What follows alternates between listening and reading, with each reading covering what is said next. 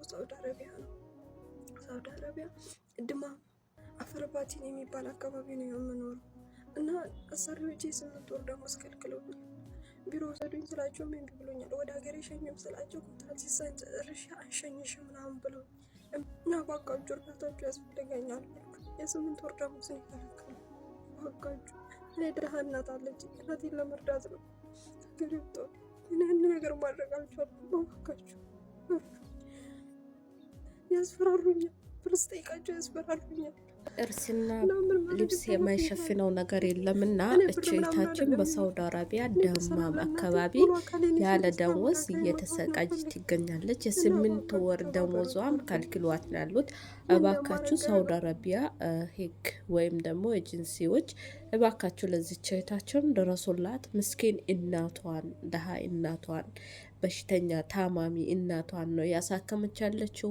እናንተ በቻላችሁ ተቅም ለዚች እህታችን እባካችሁ ድምጦ ናችሁ ደሞዟን ማስመልሱላት። ጥሩም ቤት ደግሞ ስራ ገብታ እንድትሰራ ተባበሯት፣ አድርጉላት ማለት ነው። ብዙ እህቶቻችን እየተሰቃዩ የሚደርስላቸውን ሰው አጥቶ በመከራና በስቃይ ላይ ይገኛሉ ማለት ነው።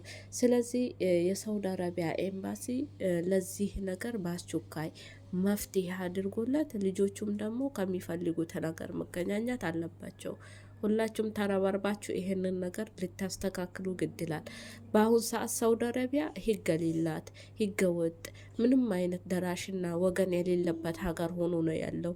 ባለፈው ነው 3 እህቶቻችን በተከታታይ የሞቱት ለሬሳቸው ገንዘብ ከመሰብሰብ ውጭ እኛ ደግሞ እየደረስንላቸው አይደለም። ይሄ ደግሞ መሆን የለበትም። እንደማንም ሀገር ዜጋዊ ወገን ለወገን ደራሽ ሆነን ደርሰናላቸው።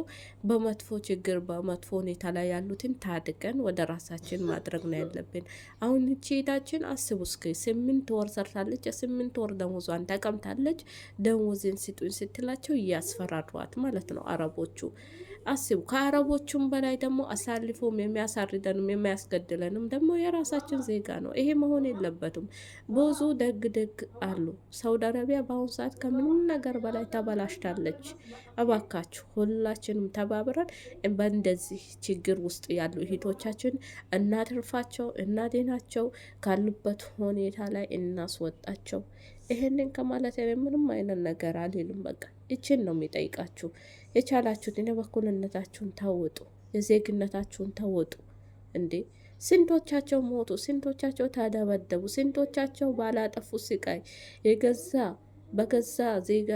በገዛ ሀገራቸው ሰርተን ተለውጠን እንመለሳለን ብሎ እነሱ ያላሰቡበት ችግር ላይ ስንቶቻቸው ገጠማቸው።